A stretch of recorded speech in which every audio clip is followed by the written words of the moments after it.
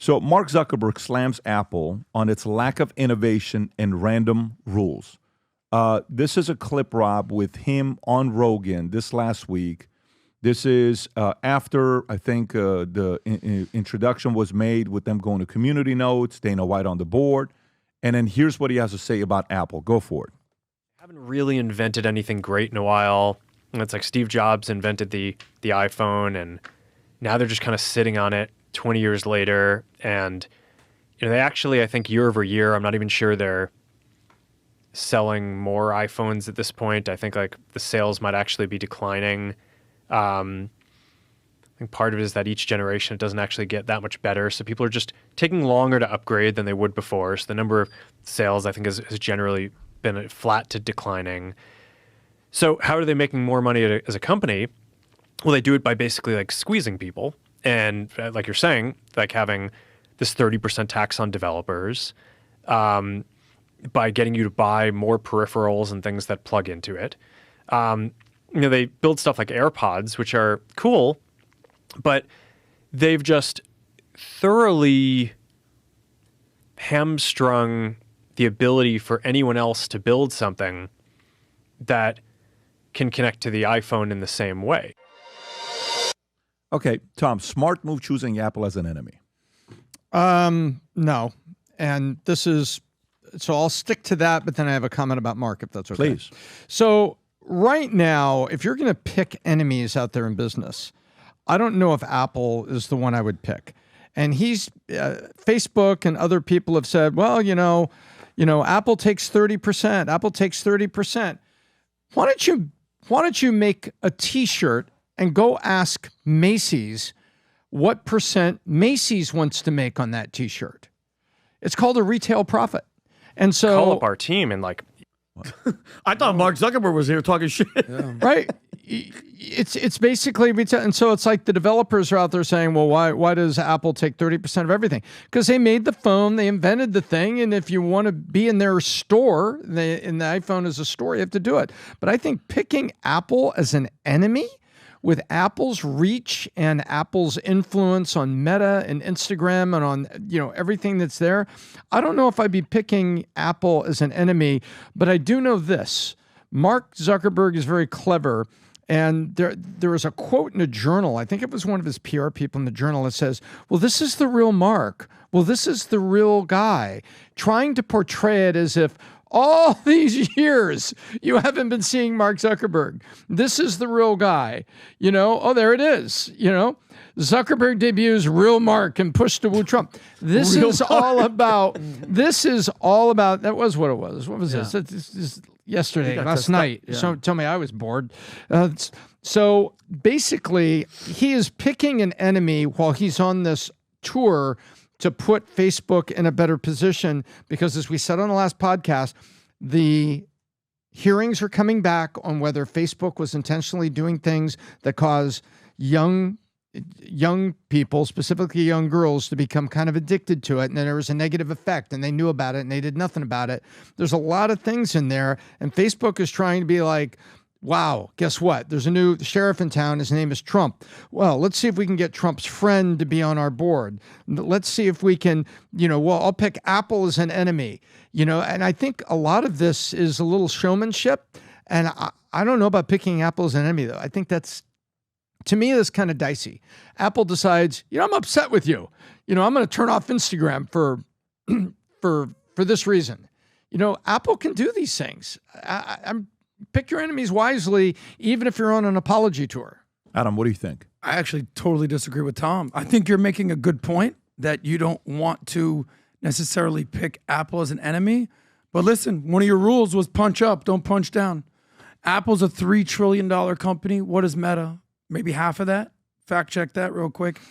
Meta probably $1.5 trillion, and Apple, what, $3 trillion, if not more? So, you talked about, there it is. You talked about, Zuckerberg being held accountable for people on their, on Instagram or sort of doom scrolling all day. Where do you think they're accessing Instagram? On their iPhones, right here. So, by the way, the conversation is he Making a good decision, picking Apple as an enemy. Maybe, maybe not. I don't know. Punching up, I agree. But that was on Rogan? Mm-hmm. Yeah. Okay. Yeah. Is what he said wrong? I actually think he's spot on. I was at the Apple store this weekend trying to get my damn phone fixed here. What have they come out with recently? All right, I got a new computer, an iPad. Nothing new. Nothing new. Nothing original. Nothing unique. I mean, I use it. God forbid that someone shows up with a Android in a group text. They're going to be shamed for having a disgusting, a gross, green-looking thing on your screen. Get out of here, buddy. Shame. You got to be blue. Got to be blue. So we're all Apple thing. We people come to Valuetainment. Are you an Apple person? You're an Android person? Get out of here with your Android thing. I'm an Apple person. I get it. Guilty by association. But is Mark Zuckerberg wrong? No. I actually think he's right. Last point about Mark Zuckerberg. It's not like I'm a fan of Mark Zuckerberg. That's the homie. You got to admit, he's sounding a little bit more reasonable. He's probably not as much of a nerd. I don't know if he's got like the Jew fro going on. He's got his thing going on in his bag. He's working out. He's kicking ass. He's hanging out with Dana White. He called Trump a badass. I don't know. I'm starting to like Mark Zuckerberg a little bit more. But the intentions of everything that you just listed at the end, they're trying to be cool. They're trying to do your hair, doing push-ups, trying to be buff, fighting. And it's all because he knows. You mean trying to be better? No, I don't trust that guy at all. Tom nailed it. He knows who's coming in. He knows who's hold on. He knows what he's done. Okay, there has to be accountability, and if anybody that's going to keep him accountable is the guy that he's kissing his ass now is going to be Trump. Because if all this anxious generation, I'm reading, Pat, you're talking about the stuff that this does, that social media, that Facebook does to the minds of the youth, and you're talking about the phones giving your. That's why I respect the hell out of what you're doing with the kids. Your kids shouldn't have a cell phone till when they said high school. They shouldn't have a cell phone until high school. And he's talking about Apple and how they're cornering the market. Look at Facebook. They don't have a monopoly. That's the problem. And all the stuff that he's doing, I don't trust it. I don't believe it. By the way, so Tom, the couple questions for you. He says, what has Apple created since the iPhone, right? What has Facebook created? They've acquired. Well, that's exactly right. If you go take a look. No, but the question is, what have they created? Well, I read an article 2 years ago, maybe 3 years ago. It says, since the thumbs up like, which was a Facebook innovation, that the news feed and the thumbs up like were sort of extensions of Facebook, and everything else, look at what they bought. They bought Instagram. They bought WhatsApp. They abandoned their own picture service that they were trying to build, and they bought Instagram. And you look at what they've bought versus what they've created, and the metaverse. Zuckerberg was spending how much on that for 4 years? Where is it? Yeah, that's what I'm saying. What is the last thing they created since the Facebook? I'm making your point. So the thumbs up, right? Okay. So they've done little things on Facebook, and but they've never. There's been nothing groundbreaking and new. That's it. Okay. So then the other question would be, do you think Zuck, going on the biggest podcast in the world, went in there open, or he went in there with intentions of making 2, 3, 4, 5 statements that he knew he was going to find a way to say while he was with Joe? Yeah, I agree. Everything that I've ever read about Mark Zuckerberg and what we've seen in Congress is that he is scripted and intentional in public. He is not he does not go off at the end and just go to the corner of the room and just talk about what he's thinking. Okay. Everything is very intentional. Perfect. So you think what he said about Apple was intentional? Yeah. Okay. Then if it's intentional, it better follow up with an announcement, in my opinion. Meaning, that's why Facebook is announcing the ... That's why this, that. Because when you make a statement like that and you truly are a chess player, I'm looking forward to see the benefit of saying that. I'm looking forward to seeing if in the next 2, 4, 6 weeks he does do something that he announces, great. If that comment was made just because he thinks he's on the, now he's got Trump's protection and Elon's protection because he gave Elon some credit with community notes. It's like, wow, now Elon's on my side. And Apple, I don't know. The reality of it is every one of these guys that has an app relies on people to use a phone that has most of the apps that are built on. And that phone is called the iPhone. So if Zuck announces a Facebook phone coming out, because I think the phone market, remember how for the longest time they said nobody ever competed with Pepsi and Coke. Anybody that comes out with a drink, what do? Pepsi or Coke buys them. RC Cola, whatever, they buy them, right? And it was 40 years until somebody was able to compete with auto manufacturers like somebody that came out with a car, until what car came out and started competing with all the Ford, the GM, all those other guys. It was Tesla. When is the last time somebody came out with a phone that competed with phones? I don't remember. When? BlackBerry went out of business. Yep. Okay. Elon flirted with coming up with the Tesla phone. If you type in Tesla phone, there's pictures of the Tesla phone. If you go on images, there's a real sleek right there. That's the image right there. That you would see, hey, what if they come out with a Tesla phone? Can you type in Facebook phone? Type in Facebook phone. Facebook didn't make its own phone, but it did collaborate with HTC, and HTC first in 2013. First time to release Facebook software. Yeah. And what happened to it? They sold how many? 15,000 units. Critics panned the phone, calling it one of the biggest failures of 2013. The phone ran a pure version of Android under the Facebook. Yeah. That's why I'm saying that comment has to be, you can't make a comment like that to Apple without a follow-up. Tom. I agree with that point. And one of the things I was thinking about when I made my top 10 predictions for the year, there was one, it was like in the number 13. I was making my list. And one of the things I was noticing was this. X has put video programming on X, like long form, like a football game, right? They did it. YouTube TV, they've been going at it for years. And they also just got NFL Sunday Ticket, right? Yep. About a year ago, they signed that. People enjoying that. And then Amazon. Amazon had some playoff games. Remember that? Yep. Well, what does Facebook need? They need stickiness, and they have a slightly older demographic than other social media. And so I thought about it, and then I didn't think about what I'm about to say. But then I started thinking about it again a week ago, Pat, when Dana White's on the board.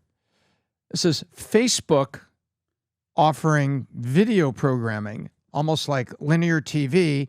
And there's a certain guy on the board that has some of the biggest pay-per-view events in the known universe. So I was thinking about that when I was doing my top prognostications for the year, saying, what if Facebook gets into the content game the way Amazon and others have tried? Because they don't have that. That's one thing they don't have. And what they need is stickiness to make the ad sales go further. Well, I mean, I think we got to give them a little credit. They did develop Facebook Threads. I mean, that's killing it right now, right? Yeah. But I actually do have a question from a business owner's perspective.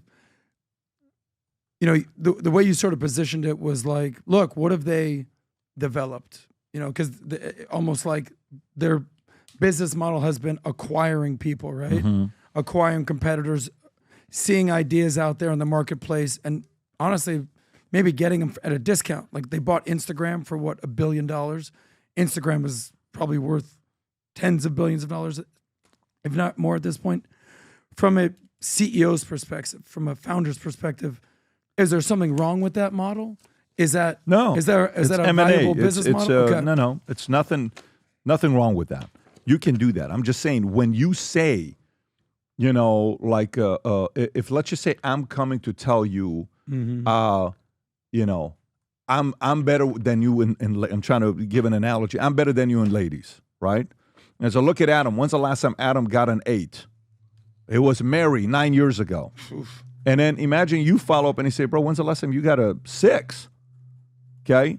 So you don't have the right to give that. It's only time you say that, and if you are who I think you are, which is always intentional, he has to follow it up with, here's what we're announcing. And by the way, and FYI, you know what could happen? Let me tell you what could happen. Let me tell you what could happen.